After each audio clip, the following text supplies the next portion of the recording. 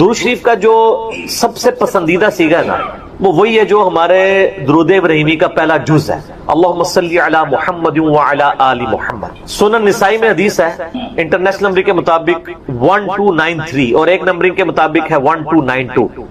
یہ مجھے زبانی یاد ہے نمبر 12 نبی اسلام کی نسبت سے اور 92 محمد کی وجہ سے 1292 سنن نسائی۔ زید ابن خارجہ سے نبی اسلام نے فرمایا مجھ پہ درود پڑھنا لازم کر لو اور اپنی دعاؤں میں پڑھا کرو اللہم صلی علی محمد وعلی آل محمد۔ یہ سنی شیعہ دونوں کے ہاں پڑھا جاتا ہے۔ اس کے علاوہ بخاری اور مسلم میں درود ابراہیمی ہے جو ہم نماز میں پڑھتے ہیں، یہ بھی ثابت ہے۔ باقی جتنے بھی درود ہیں اسی سے ملتے جلتے ہیں، صلی اللہ علیہ وآلہ وسلم، یہ بھی نبی اسلام سے ثابت ہے۔ صحیح مسلم میں حضرت عیسیٰ علیہ السلام کے لیے آپ نے کہا وَنُزُولِ عِیسَى ابْنَ مَرْیَمَ صلی اللہ علیہ وسلم وآلہ وسلم کے ساتھ پڑھنا بہتر ہے کیونکہ نبی علیہ السلام نے اسی کی ترغیب دی۔ درود ابراہیمی میں بھی دیکھیں باقی درود۔ اب رہا مسئلہ کتنی تعداد میں پڑھا جائے، جتنی حسب توفیق ہو۔ مجموع الزوائد میں ایک صحیح سند کے ساتھ حدیث موجود ہے سنن طبرانی کے ریفرنس سے کہ جو شخص صبح کے وقت 10 دفعہ دروشی پڑھ لے اور 10 دفعہ شام کے، قیامت والے دن اسے میری شفاعت نصیب۔ تو یہ بڑا آسان ہے، 10 دفعہ اللہم صلی علی محمد وعلی آل محمد پڑھنے میں کتنا ٹائم لگتا۔ باقی اللہ تعالیٰ نے ڈیٹم لیول کے اوپر تو آپ پہ ویسے ہی یہ لازمی کر دیا ہے، نماز میں ہم دروشی پڑھ ہی رہے ہوتے ہیں، ہر نماز میں پڑھ رہے ہوتے ہیں۔ دروشی کے بغیر تمہاری نماز ہی مکمل نہیں ہوتی، اور ہماری نماز تو ہم تو دعائے قنوت کے بعد بھی دروشی پڑھتے ہیں، صحیح سند سے ثابت ہے۔ نماز جنازہ میں بھی دروشی پڑھتے ہیں، ہر جگہ دروشی شریف ہے۔ مسجد میں داخل ہوتے وقت دروشی شریف وہ حدیثیں موجود ہیں، وہ میں نے اس لیکچر میں ساری حدیثیں بتائی ہیں۔ ہر خطبے کے آغاز میں درود شریف ہے، جس مجلس میں نبی علیہ السلام کا ذکر ہو وہاں پہ درود شریف ہے۔ مولا علی علیہ السلام سے حدیث ہے جامعہ ترمذی میں صحیح سند کے ساتھ کہ نبی صلی اللہ علیہ وآلہ وسلم نے فرمایا وہ شخص کنجوس ہے جس کے سامنے میرا ذکر ہو اور مجھ پر درود نہ پڑے، اللہم صلی علی محمد وعلی آل محمد۔ اور ترمذی میں ایک حدیث ہے وہ شخص تباہ و برباد ہو جائے جس کے سامنے میرا ذکر ہو اور مجھ پر درود شریف نہ پڑے، اللہم صلی علی محمد وعلی آل محمد۔ اور اس کے علاوہ سنن طبرانی میں بھی ایک روایت ہے، اس روایت کی صحت پہ اختلاف ہے لیکن چونکہ کچھ محدثین اسے صحیح سمجھتے ہیں اس لیے میں ضرور بیان کرتا ہوں کہ جو شخص روزانہ 100 دفعہ درود شریف پڑھے تو قیامت والے دن اللہ تعالیٰ اسے شہیدوں کے ساتھ اٹھائے گا اور اس کی دونوں آنکھوں کے درمیان لکھا ہوگا کہ یہ شخص منافقت اور دوزخ کی آگ سے بری۔ 100 دفعہ درود شریف، میری تو کوشش ہوتی ہے کہ 100 دفعہ درود شریف روزانہ کم از کم ضرور پڑھا جائے۔ اگر کوئی روزانہ نہیں پڑھ سکتا 10 دفعہ تو پڑھ لیں۔ اور نبی علیہ السلام کے آپ اکثر وظائف دیکھیں گے وہ 100 دفعہ ہی ہیں، اکثر وظائف جو زیادہ تعلیم کیے گئے، جیسے بخاری مسلم میں حدیث ہے کہ جو شخص 100 دفعہ پڑھ لے سبحان اللہ وبحمدہ تو اس کے سارے گناہ معاف کر دیے جائیں گے چاہے سمندر کی جھاگ کے برابر ہو۔ اور جو شخص صبح شام 100 دفعہ یہی پڑھے تو قیامت دن اس سے بڑھ کے کوئی عمل نہیں لے کے آ سکتا سوائے اس کے کہ جو اس سے زیادہ وہ کلمات پڑھ لے، 100 کا دفعہ۔ پھر بخاری میں 70 دفعہ استغفار کا ذکر ہے۔ پھر تسبیح فاطمہ بھی جو ہے 100 دفعہ ہے، 33 دفعہ سبحان اللہ، 33 دفعہ الحمدللہ، 34 دفعہ اللہ اکبر، یا 33 دفعہ اللہ اکبر اور 100 کا عدد پورا کرنے کے لیے بخاری مسلم میں آتا ہے لا الہ الا اللہ وحدہ لا شریک لہ لہ الملک ولہ الحمد وہو علی کل شیء قدیر۔ تو یہ سارے 100 والے ہیں، زیادہ تو آپ جتنا مرضی پڑھیں۔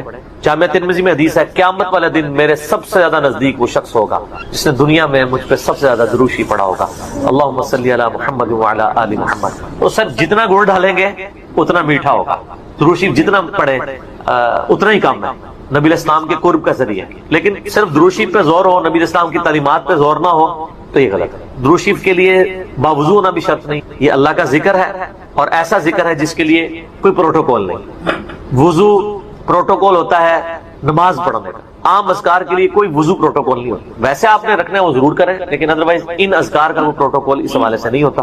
تو میری خواہش یہ ہے کہ آپ روزانہ کم از کم 100 دفعہ ضرور درود شریف پڑھیں۔ اگر نہیں پڑھ سکتے تو صبح فجر کے بعد 10 دفعہ اور 10 دفعہ مغرب کے بعد صبح شام 10 دفعہ پڑھ لیں تاکہ شفاعت رسول صلی اللہ علیہ وآلہ وسلم حاصل ہو۔ پھر مسلم شریف میں حدیث ہے، بخاری میں بھی کچھ حصہ ہے کہ جو اذان کا جواب دے یعنی وہی مؤذن والے کلمات رپیٹ کرے اس کے بعد مجھ پہ درود شریف پڑھے اور الوسیلہ والی دعا مانگے تو میری شفاعت اس کے لیے حلال ہو جائے گی، وہاں بھی درود شریف ہے۔ صحیح مسلم میں حدیث ہے جو ایک دفعہ 10 درود شریف پڑھے گا اللہ تعالیٰ اس پہ 10 رحمتیں نازل فرمائے گا۔ سنن نسائی میں حدیث ہے جو ایک دفعہ درود شریف پڑھے گا اللہ تعالیٰ اس پہ 10 رحمتیں نازل فرمائے گا، اس کے 10 درجات بلند کر دے گا، اسے 10 نیکیاں عطا فرمائے گا، اس کے 10 گناہ معاف کر دے گا۔ کتنی بڑی فضیلت ہے سر، اتنی بڑی فضیلت مجھے بتائیں کس عمل کی ہوگی؟ نفلی عبادات میں افضل ترین عبادت درود شریف۔ اچھا یہ درود شریف اللہ کی عبادت ہے کیونکہ آپ رجوع اللہ کرتے ہیں، اللہم صلی علی محمد وعلی آل محمد۔ یہ جو جمعے کے دن کے وظائف ہیں نا اب وہ آپ یعنی غروب آفتاب جمعرات والے دن اس سے لے کے جمعے کی مغرب تک کر سکتے۔ یہ نہیں ہوتا کہ جمعے کے دن کوئی کرنا ہو، تو جمعے والے دن درود شریف پڑھنے کی فضیلت ہے۔ ابو داؤد کے اندر اور ترمذی کے اندر، سنن نسائی میں، ابن ماجہ میں حدیث ہے کہ نبی صلی اللہ علیہ وآلہ وسلم فرمایا کہ جمعے کا دن تمام دنوں کا سردار ہے۔ اسی دن آدم علیہ السلام پیدا ہوئے، اسی دن وہ فوت ہوئے، اسی دن پہلا سور پھونکا جائے گا، دوسرا سور پھونکا جائے گا، قیامت قائم ہوگی۔ تم جمعے والے دن مجھ پہ کثرت سے درود پڑھو، تمہارا درود مجھ پر پیش کیا جائے گا۔ تو صحابہ کرام نے جرت کر کے پوچھا، یا رسول اللہ صلی اللہ علیہ وسلم، جب آپ مر جائیں گے اور آپ کی ہڈیاں مٹی میں مل جائیں گے؟ سر یہ صحابہ کے الفاظ ہیں، جب تک 295C نہیں تھی مدینہ شریف، ورنہ آج کل تو کوئی سوال کر سکتا ہے؟ صحابہ پہ اللہ کی کروڑوں رحمتیں ہوں، سوال کیے تو میں عقیدے پتہ چلے۔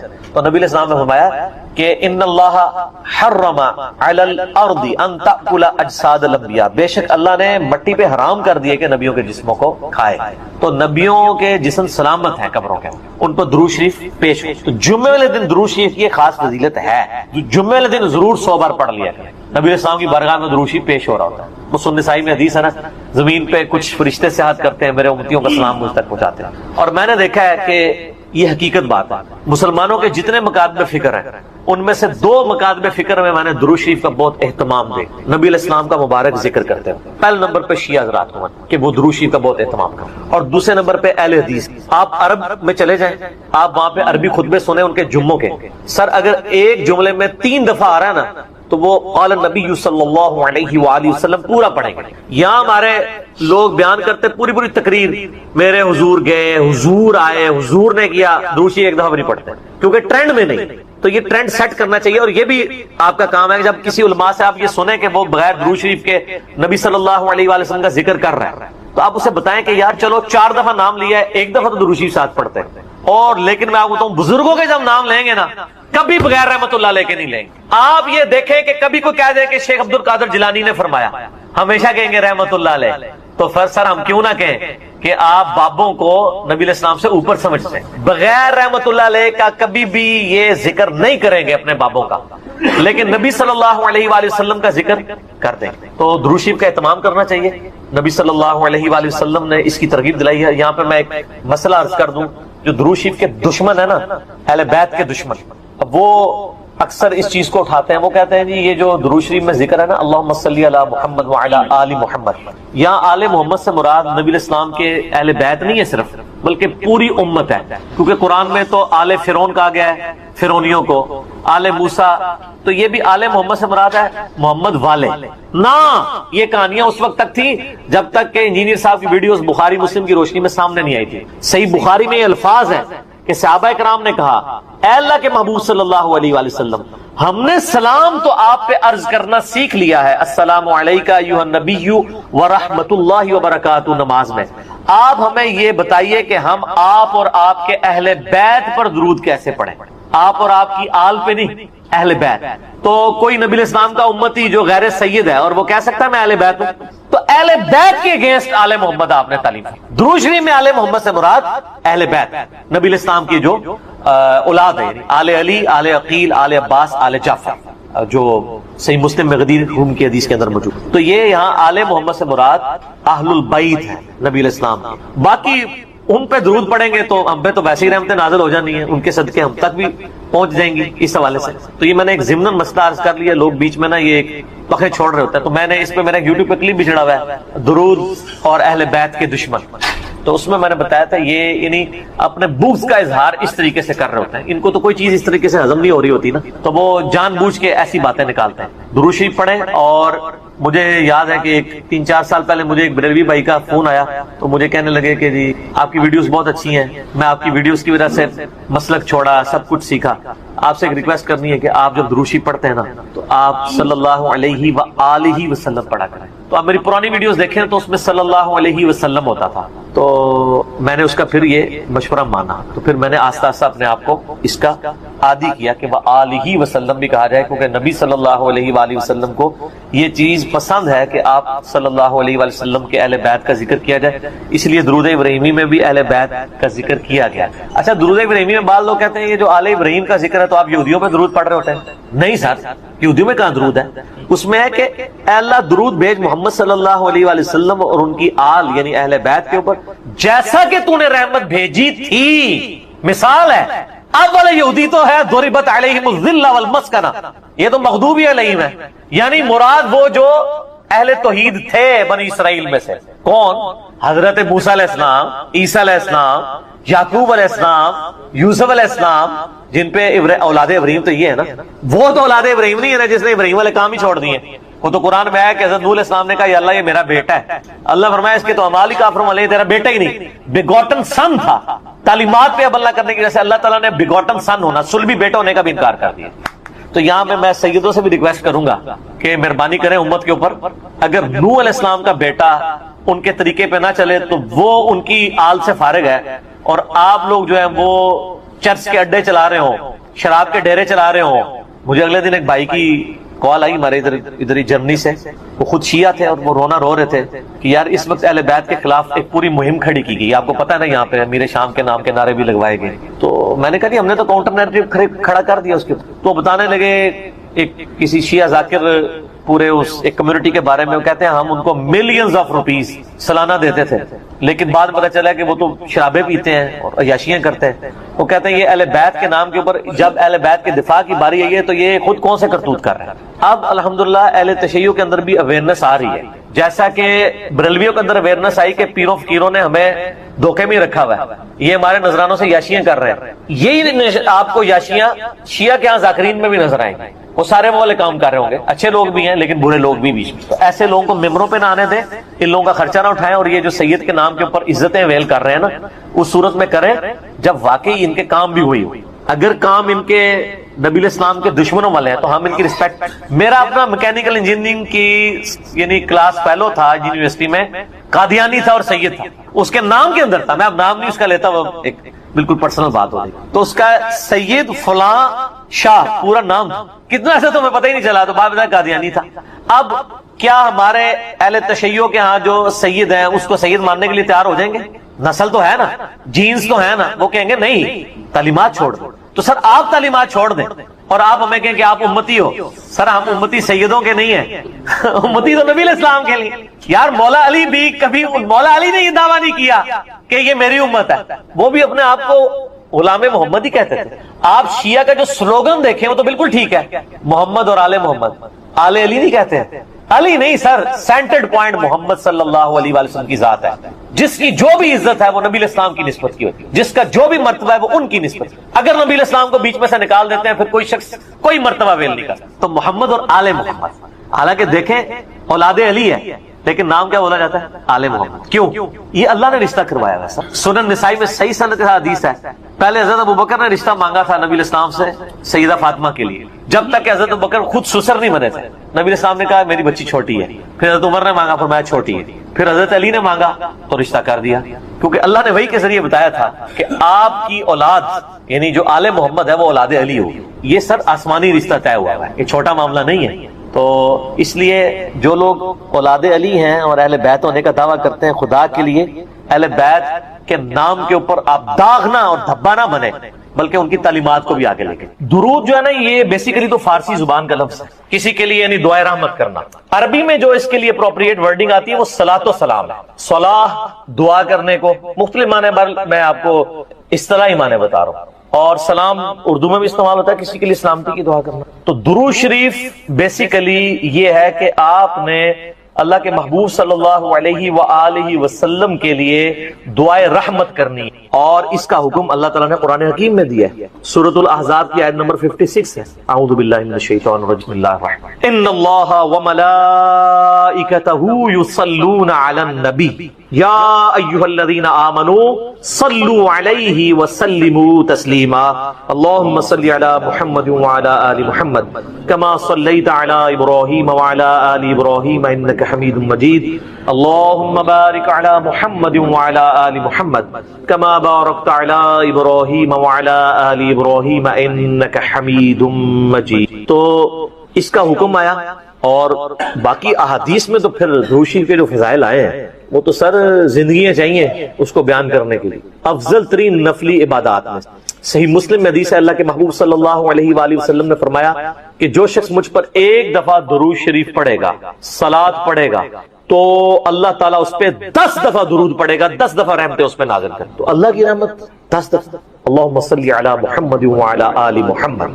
اسی طریقے سے اسی کی ایکسپلینیشن سنن نسائی میں ایک حدیث ہے کہ جبرائیل علیہ السلام نے آ کر کہا کہ اللہ کے نبی علیہ السلام آپ اس پہ کیا خوش نہیں ہیں کہ جو بھی آپ کا امتی ایک دفعہ درود پڑھے اللہ تعالیٰ اس پہ 10 دفعہ درود بھیجے گا، اور جو ایک دفعہ سلام پڑھے اس پہ 10 دفعہ سلامتی بھیجی جائے گی. اور سنن نسائی میں ایک اور حدیث ہے کہ نبی علیہ السلام نے فرمایا کہ جو مجھ پر ایک دفعہ درود پڑھے گا اللہ تعالیٰ اس پہ 10 رحمتیں نازل فرمائے گا، اس کے 10 درجات بلند کر دے گا اور اس کے 10 گناہ معاف کر دے گا. اور ایک طریق میں آتا ہے کہ اسے 10 نیکیاں بھی عطا کرے گا.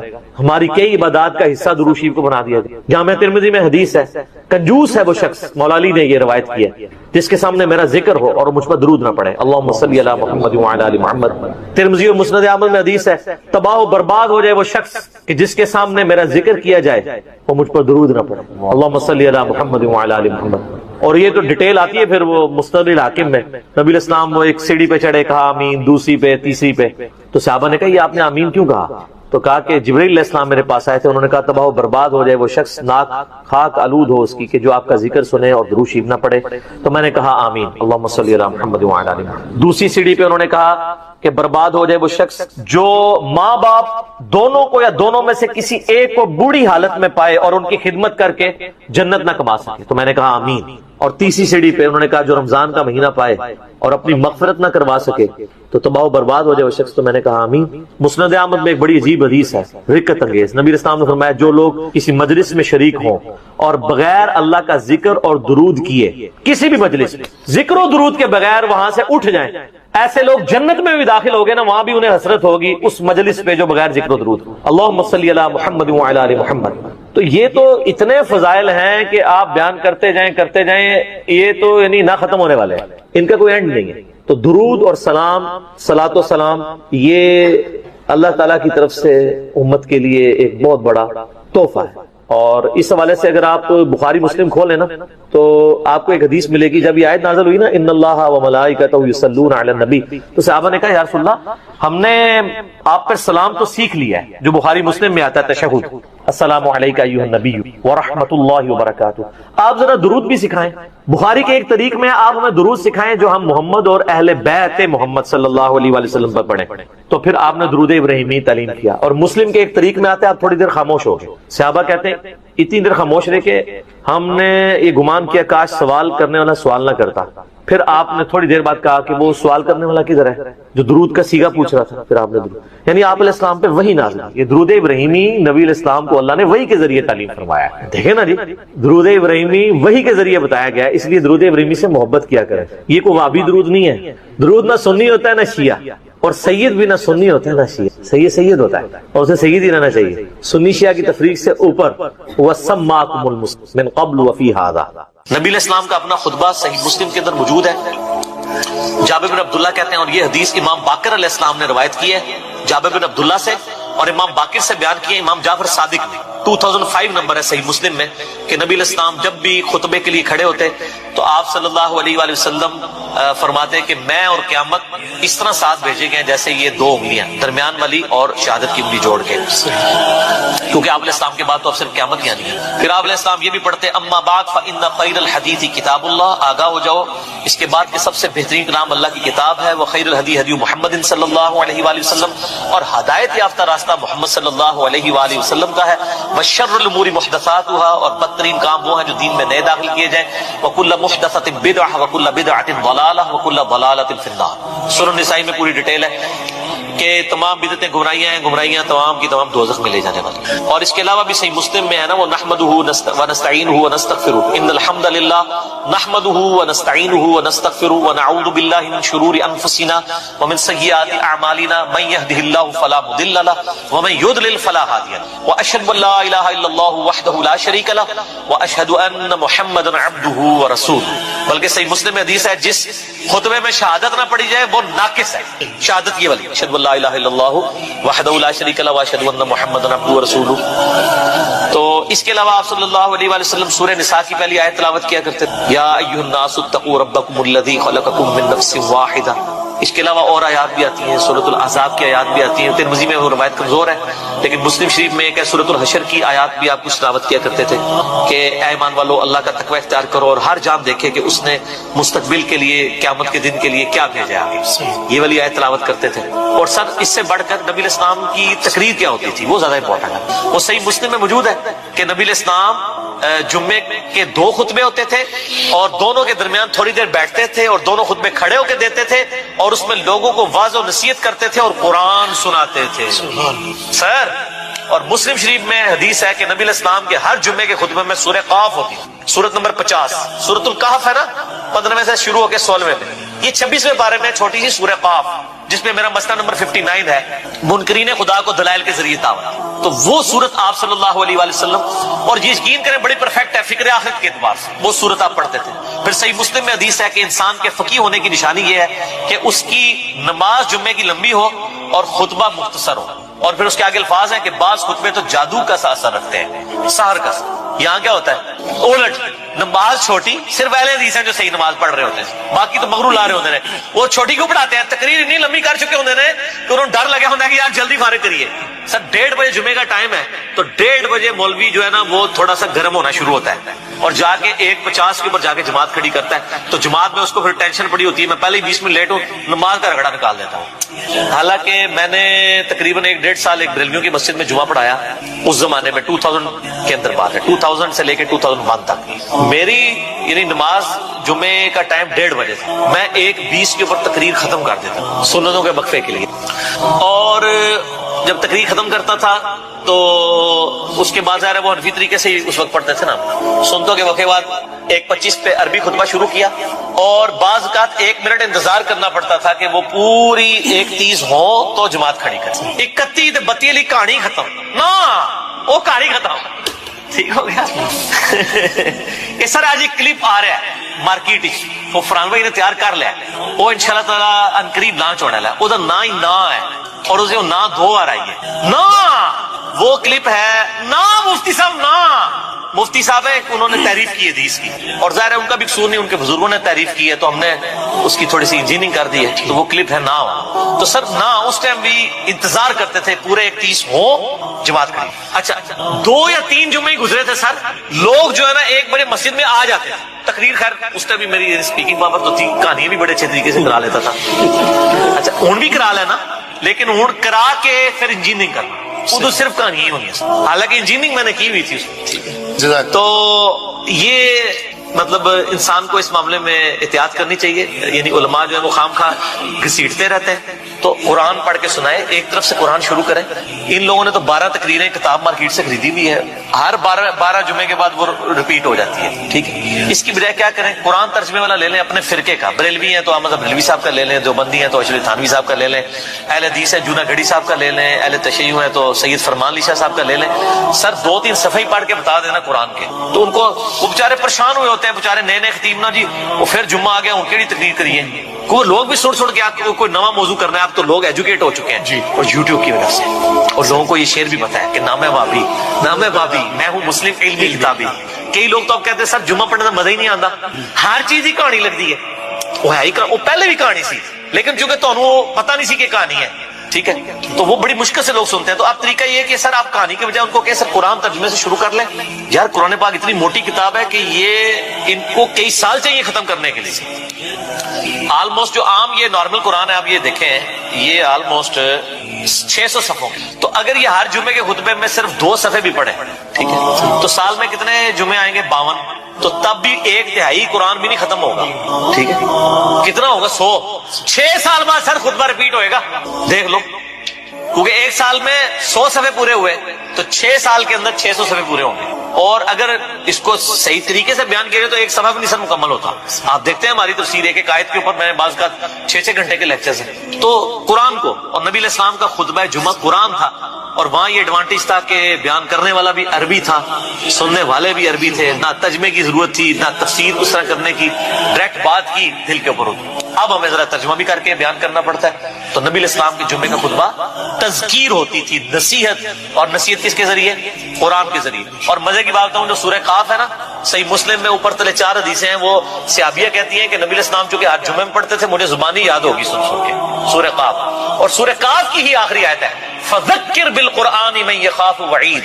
اے نبی قرآن کے ذریعے نصیحت کیا کرے ان لوگوں کو جو اللہ کی دھمکی سے ڈرتے ہیں. تو نبی علیہ السلام پھر وہ نصیحت اسی صورت سے ہی کر دیتے تھے, فذکر بالقرآن من یخاف وعید. قرآن کے ذریعے, قرآن سے ہی نصیحت کرنی ہے, قرآن سے ہی آپ نے تذکیر کرنی. لیکن یہ قرآن کیسے پیش کریں؟ قرآن تو آپ کو پتہ پڑھنے سے بندہ گمراہ ہو جاتا ہے نا. گورے ہدایت پا جاتے ہیں تے کالے ایڑے نے گمراہ ہو جاتے ہیں. وہ ان لوگوں کے چونکہ اپنے عقائد قرآن کے خلاف تھے, اس لیے انہوں نے یہ ڈنڈورا پیٹا. تو نصیحت بھی قرآن سے. اور وہ بخاری مسلم کی جو حدیث میں نے بیان کی تھی انڈے کے حلال ہونے کی, اس میں بھی الفاظ پتہ کیا سب سے پہلے جو آتا ہے اس کو اونٹ کی قربانی کا ثواب, اس کے بعد والے کو گائے کا, اس کے بعد والے کو بھیڑ کا, اس کے بعد والے کو مرغی کا, اس کے بعد والے کو انڈے کا, اس کے بعد آگے الفاظ ہے پھر فرشتے جو ہے رجسٹر بند کا. وَيَسْتَمِعُونَ الذِّكْرَ, اور پھر وہ کان لگا کے تذکیر جو نصیحت کر رہا ہوتا ہے نا وائز, وہ سننا شروع کرتا ہے. فرشتے بھی تقریریں سنتے ہیں. ویسے تھوڑیاں گاڑیاں سن کے تو فرشتے بھی ہنستے اڑے تھے, بندے ہنس رہے ہیں. یار یقین کریں مجھے تو اب فرشتوں کے اوپر آ رہا ہے. یار فرشتے کیا سوچتے ہوں گے یار کہ ان کو اللہ تعالیٰ نے ایک پیغمبر دیا, کتاب محفوظ کی, یہ اس کو چھوڑ کے کہانیاں کرا رہے ہیں. بڑا حوصلہ ہے جی فرشتیاں دا, یقین کرو. پھر بھی تھوڑا نام رجسٹر لکھتے ہیں, ہو سکتا ہے نام لکھتے ہوں کہانی سننے کے لیے پہلا بندہ آ گیا, ہوں دوسرا آ گیا, ہوں تیسرا آ گیا, تے کہانی سن کے اٹھ گیا, تے گھر بھی جا کے کہانی ہی سنائے گا. آپ امیجن کریں کہ فرشتوں کے لیے تو حسب حال ہی بنا ہوا ہے یہ مسجدیں جو ہیں, لیکن ان بیچاروں کی تو اللہ نے ڈیوٹی لگائی ہے. ادروائز یقین کریں آپ کی جو مسجدیں نا ان میں تو وہ کہیں یا اللہ اتنے نہ منو بھیجو, لیکن وہ چونکہ پابند ہیں حکم کے تو وہ جاتے ہیں. ہر دفعہ بیچارے کہانیاں سن کے اللہ کو جا کے اللہ نو دس دے ہوں گے کہ جناب کہانیاں نے, ٹھیک ہے نا تم جی نہیں اللہ کو پتا ہوتا ہے, لیکن اللہ پوچھتا ہے سر. جی صحیح مسلم میں حدیث ہے کہ جہاں پہ بھی کوئی محفل ہوتی ہے نا وہاں پہ فرشتے ڈانپ لیتے ہیں, جب وہ واپس جاتے ہیں اللہ تعالیٰ پوچھتا ہے کہاں سے آئے, وہ پوری ڈیٹیل ہے. اور وہ محفل قرآن کے بارے میں, یہ بابوں کی محفلوں کے بارے میں نہیں, وہ تو خیر پازیٹیو سینس میں. تو یہ جو کہانیاں ہیں وہ ظاہر ہے اللہ تعالیٰ کے تو علم ہے, لیکن اللہ تعالیٰ پوچھتا ہے اس لیے کہ اس کا ایک پروسیجر ہے, ایک طریقہ ہے کہ ڈیوٹی لگائی ہے, ذرا ان سے بھی فیڈ بیک لیا جائے. تو بہرحال آپ دیکھیں کہ کتنی شرمندگی نبی علیہ السلام کو قیامت الدین اس امت کی وجہ سے اٹھانی پڑے گی کہ اس امت کو کتاب محفوظ کر دی گئی, پیغمبر کی تعلیمات محفوظ کر دی گئی, یہ پھر بھی کہانیاں کراتے ہیں. اور میں یقین کریں مجھ سے تو صبر نہیں ہوتا, میں تو 1 بجے جمعہ ہے نا سر 12:55 میں گھر سے نکلتا ہوں, بس اتنا ٹائم لے کے کہ 2 سنتے پڑھوں.